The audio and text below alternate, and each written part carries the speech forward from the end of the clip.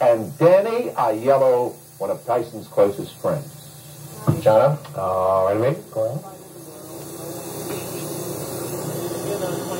Audio problems on that tape. They were going back and forth between the managers. Putting the food on his trainer Kevin Rooney's plate.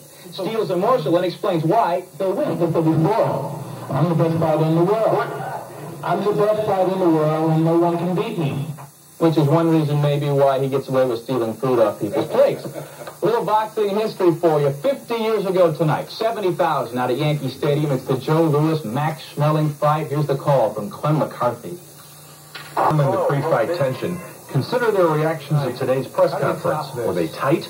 Were they testy? Could you answer the question, Mike? Why do you think you're going to beat Spinks?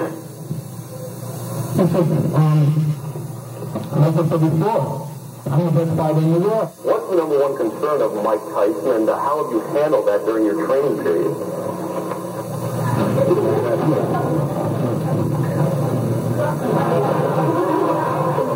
What's the question here? Today they were loosey-goosey. On Monday night, Tyson against Spinks in 12 rounds or less. In second round play at Wimbledon, Steffi Graf, an easy winner today, so is Bowman on the strength of his string of knockouts. Pinklin Thomas lasted until the 6th when the lights went out. Tyrell Biggs crumbled in the 7th, a bloody mess. Tony Tubbs tumbled in 2. Boxing fans are getting the feeling that Tyson's invincible, but Spinks' trainer says he's far from it. Some mistakes, which we're trying to take advantage of. And that always looks great until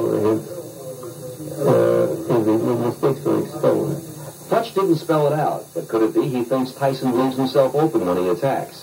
Tyson's trainer says that's a misconception. Tyson needs to fight. That's what we read. We're taught by Carson. That's what we practice.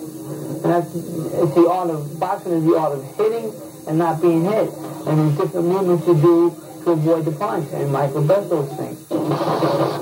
And what if Spinks can land? Can he hurt Tyson?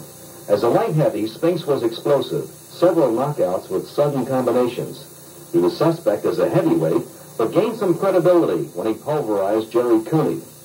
But he showed a glaring weakness when in the 14th round of the second fight with Holmes, he was caught by a chopping right and seemed ready to go. But Holmes let him off the hook. I was tired, but Michael Spinks was tired because he was getting hit. And he was tired and he couldn't get away. And I was satisfied with just winning the decision. That's not the way Spinks remembers it. He sort of dazed me a little bit, but snapped out of it, and he saw that. He saw nothing. He saw nothing to say, okay, he's ready. Get him. He saw nothing.